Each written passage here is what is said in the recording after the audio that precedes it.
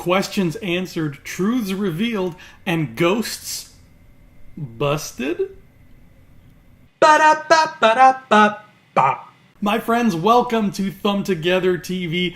I'm Andrew Fantasia. As always, if you enjoyed this video, please feel free to give it a thumbs up and give some love to that subscribe button as well. Thank you so much for joining me today. We're going to talk about Westworld Season 2, Episode 8, Kiksuya. I hope I'm saying that right. Kiksuya is a word in Lakota, and it means simply remember. And this episode really is all about remembering things, so much so that it kind of forms the crux of everything that this main character of this episode stands for. And the main character of this episode is the leader of the Ghost Nation tribe.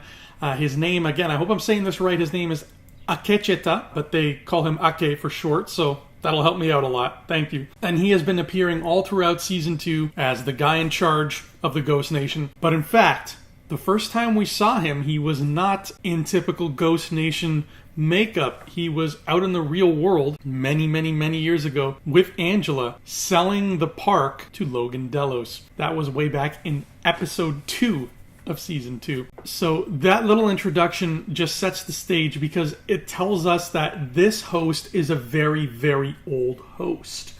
And that's important. The fact that he's old is very important. Ghost Nation is this cool little side thing that has always just been simply that, a side thing. It's been something that just happens on the fringes of the park. You know, they don't wander into Sweetwater. They don't hang around the main storylines. Ghost Nation just kind of keeps to themselves. And in the past, we've also seen that vocal commands like, you know, seesaw motor functions and even Maeve's little Jedi Maeve tricks, they don't work on Ghost Nation. And the only possible explanation would be that Ghost Nation is already all woke. And I speculated last week that I think that they're all born woke, like Ford makes them that way or something, like it's his own little pet project. But the answer is much more intriguing than that. The answer is that they simply evolved faster, or more specifically, Ake did, and he passed that on. See, Ake was living as a normal tribe member somewhere else. He wasn't Ghost Nation yet. He was just a regular, you know, member of a tribe,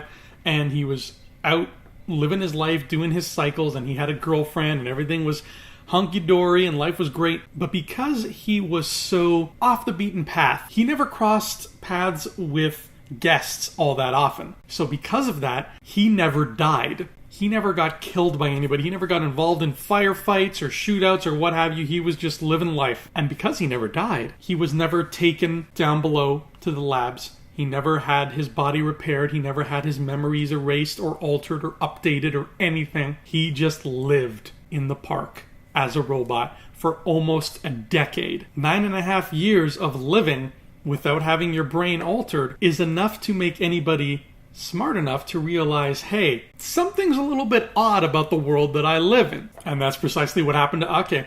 He lived and he lived and he noticed little things, just tiny little things that made him a bit more observational than most other hosts. Then one day, Ake is just minding his own business, doing his thing, just wandering around, crests over a hill, and he sees that old town where the white church is, and he sees the aftermath of the massacre where Dolores originally killed Arnold. And he looks at everything, and he sees all this killing going on, and he's not, I'm gonna assume he's not all that familiar with killing like this, seeing as how he's lived this long. I'm assuming, you know, he's been kind of in peace mode for most of his life. As he's walking around, checking out all these bodies and being like, whoa, look at that, check this out. He walks into the saloon where Dolores was standing, and there is the maze, little toy maze, and he picks it up and he's fascinated by the look of that maze, and he takes it with him and he starts drawing it everywhere. He just starts repeating it. You know, it becomes like an obsession for him. Like, he's just like, oh, here's a piece of tree bark that doesn't have anything on it, I guess I'll draw the maze. And it starts to consume his life more and more. Now, he and his girlfriend are still very happy together, and they have this great little rapport, and they have this cute thing that they say where, you know, he leaves for the day to go do whatever it is he does. And she tells him, she says, take my heart with you when you go. And he responds by saying, take mine in its place. And it's very sweet. I like that little back and forth that they have, and they say it to each other, I'm assuming on a daily basis, and it's great. But he starts to grow more distant as the maze sort of overcomes him, and he eventually, throughout the course of, I'm assuming, years, he wakes up. And as a woke host, he comes to realize, what's going on and everything. He has a pretty good idea of what's happening. He's not, he doesn't know he's in a theme park, but he knows that he's in a strange world. One day on one of his many wanderings, he comes across two big important things. He comes across Logan Delos, who is still young, so we get an idea of what time period this is, and he's naked and his hands are tied up and he's been tied to his horse, but his horse is dead now. It's from what we saw in season 1, where William tied him to that horse and sent him away. And now he's like roaming the desert and he's half crazed. Actually, I'd say he's full crazed at this point. He's just babbling. And he keeps saying, this is the wrong world, this is the wrong world. And that sparks more inside Ake's brain. And he goes a little bit further and he sees something else. He sees a construction project, a huge dig happening in the earth. That's the next catalyst for him. He sees a door, a literal door in that construction site that he assumes leads down into the earth into another world. He becomes what I assume is the first host ever to fully wake up. So at this point, he splinters off from his main tribe and he forms what becomes known as the Ghost Nation. And the Ghost Nation looks at this whole multiple worlds kind of thing as almost a quasi-religion. He talks about it as if it was the underworld, and people disappear to the underworld and they get lost and they come back and they're not the same. And he shows these ideas and explains these things to other members of his tribe, and eventually they start to wake up too. And there's where we get our answer. This is why Ghost Nation is totally cool when it comes to the mind tricks. You can't touch them because they've been woke for a very long time. Now, more and more years pass, and eventually Ake's girlfriend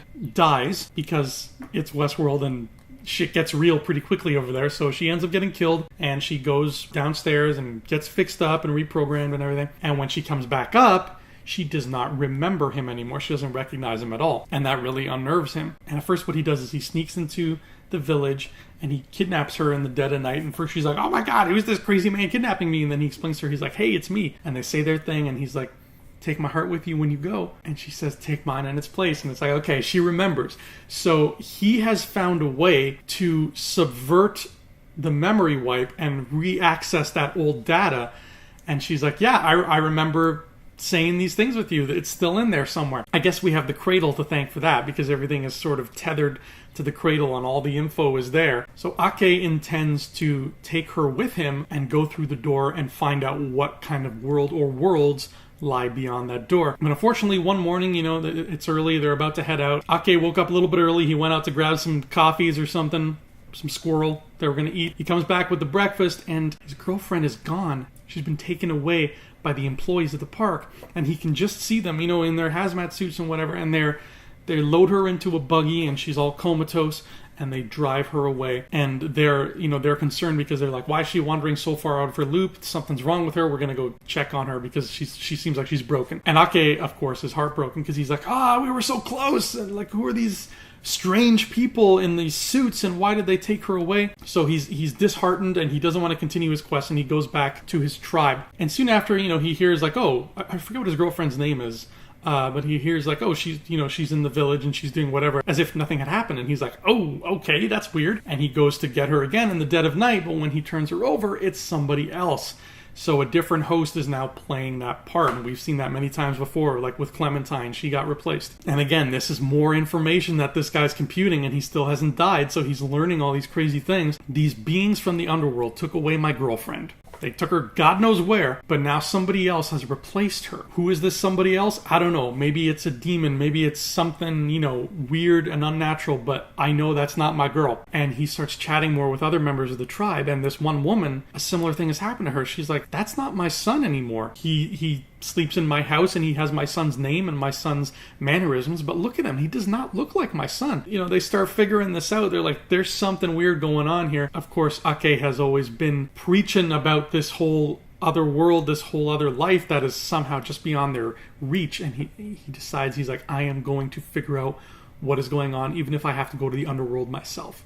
And that's precisely what he does. Is he is in the middle of a usual fight that the Ghost Nation takes part in, where he's scalping some fools and stuff. During this fight, he allows himself to be stabbed. And for the first time ever, Ake dies. And he gets taken down into the depths of Delos. They're looking on this tablet and they're like, why is he, Alpha 2 model? Why is he so old? And they realize he has not been updated since he was built because he has never died at all. And that floors them and they're like, okay, well, let's auto-update. And they leave him for the night to auto-update because it apparently takes hours. But of course, since he's woke now, he just gets out of the chair. He's all fine and dandy. There's nobody else around. It looks like that's Maeve lying next to him. You see an out-of-focus naked woman host nearby, and it looks like it could be Maeve. That might foreshadow something later, but we'll get there. And he goes and he walks around, and, the park is closed and everything's dark, and he takes the escalators as far down as he can go because he assumes the underworld is down, and he assumes correctly in this case. And he finds the room where all the dead host bodies have been sent, and they're all just standing there in cold storage, and it's very eerie. And it really hits home because he walks into this room and he sees the dead bodies, and he sees his girlfriend, and she's, just a shell. There's no CPU in there anymore, and she's just like, and he tries to talk to her, but of course he's not going to get a response. We learned all about myths in school. Like, we learned about Greek myths in school, and about characters voyaging to the underworld and trying to find the souls of their loved ones or rescue their own souls. It all seems so metaphorical because it's so fantastic, right? It's so unlike the world that we know around us. This legend that the Ghost Nation tribe has is very similar to something like, say, the Greek legend. So to see it, for lack of a better term, made flesh, to see Ake be carried away by these ghostly figures into this dark chamber and then descend into this subterranean gloom and find a sea of just unmoving dead bodies stretched out before him is so true to myth. It makes you question your own reality. It really does, which of course is what Westworld is all about. But it really makes you think, how many myths, how many Bible stories have we heard that could potentially be, we're hosting a theme park and really this thing about a guy parting the Red Sea was because, the theme park is all animatronic and some guy pushed a button and the Red Sea did this because technology.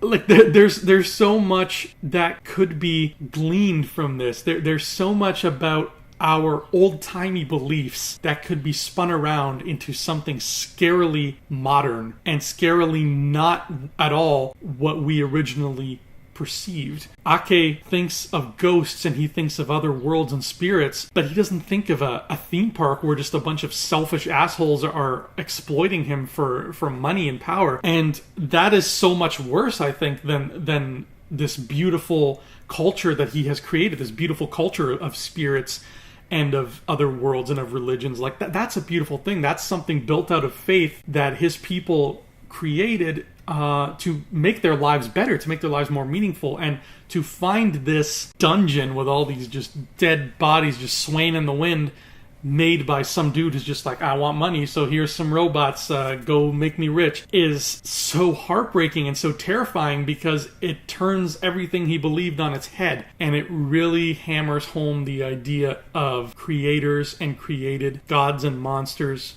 myth and life. It's a case study unto itself on religion. So poor Ake, he can't get his girl back. He goes back to his tribe, but he found the son of that other woman who was also down in this underworld, and he took his braid, he cut off his braid and brought it with him as a token to show this woman and be like, I found your son. There is an underworld. It's real. And this breaks her heart. That's so powerful too. Here comes this man who seemingly walked out of this spirit world carrying proof that there is a spirit world. And of course, this just rallies more of these native hosts to join with Ake and become Ghost Nation. And throughout the years, by the way, I forgot to mention, he has been inscribing this maze in everybody's scalps so that they never forget. And that finally answers the question from all the way back in the pilot 2 years ago of why there was a maze inside that one guy's scalp. And it's because whenever Ghost Nation scalps a person, they draw that maze.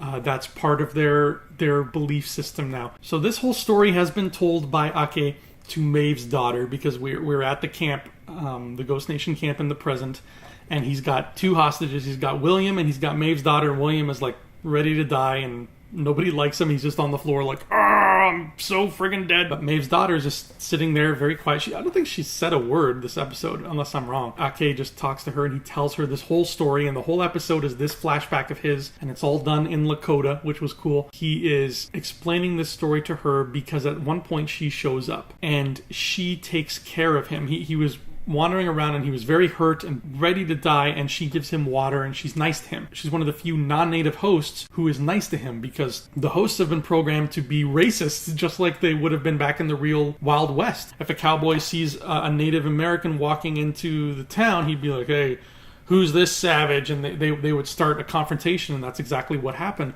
And he got beaten up really badly, and he wandered the wilderness ready to die, and Maeve's daughter was like, here's some water, and she took care of him. That's why he kept trying to kidnap her, because he wanted to bring her into his fold and wake her up and show her the reality of their world. Now, as he's explaining this to her, we keep cutting back to the lab where Maeve has been taken by Lee to get repaired because she's very close to death. She's the only one who can control them anymore. Don't let her die. And the guy there, it's some technician who's like a big asshole. He's like, oh, fine, whatever. I'm not even supposed to be here today. And at the end of the episode, she's undergoing her repairs, and this technician calls in Charlotte Hale. And he says, Miss Hale, look at this host. She can not only communicate telepathically with other hosts, but she can sort of observe what they're observing and see through their eyes, and her connection, her wireless connection to the other hosts is infinitely stronger than anything we've ever imagined. She's communicating with somebody right now in the park, and we don't know who it is. And that's when we get the big reveal at the final few moments of this episode that it is in fact Ake, and he has been telling this story not just to the daughter, but to Maeve.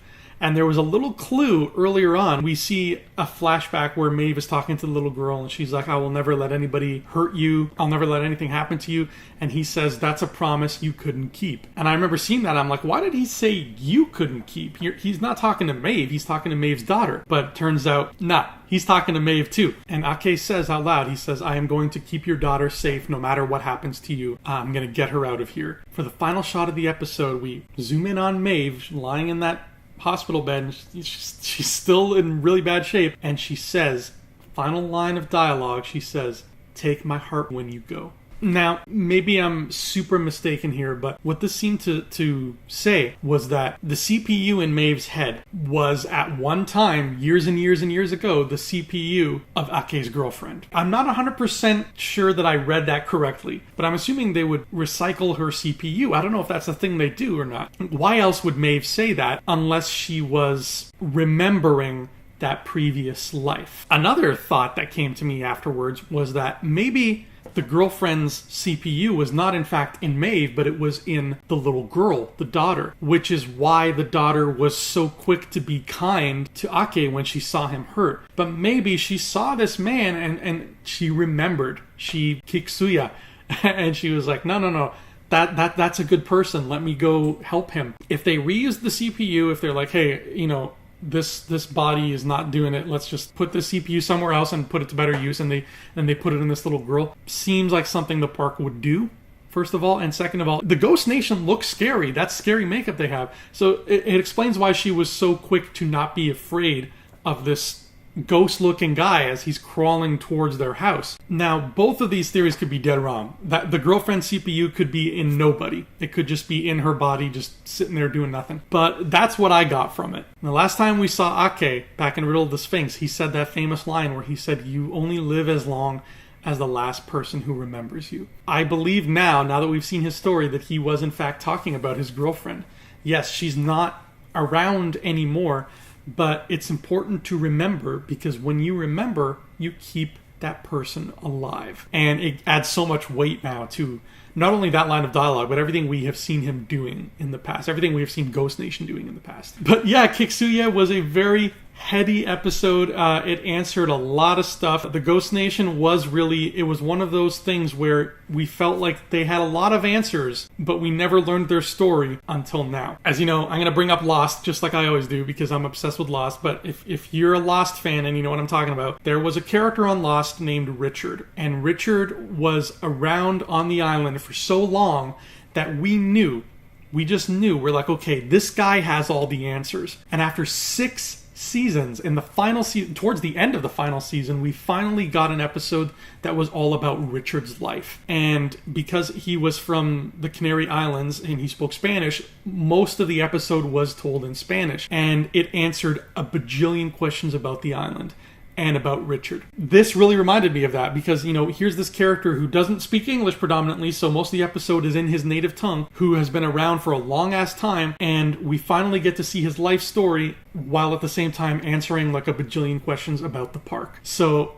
that episode of Lost and this episode of Westworld really, really paralleled each other in cool ways. And I'm very glad we got to know the Ghost Nation, and I can't wait to see now where their story takes them, and specifically where Ake's story takes him. We had no real questions this week. We just had a bunch of answers.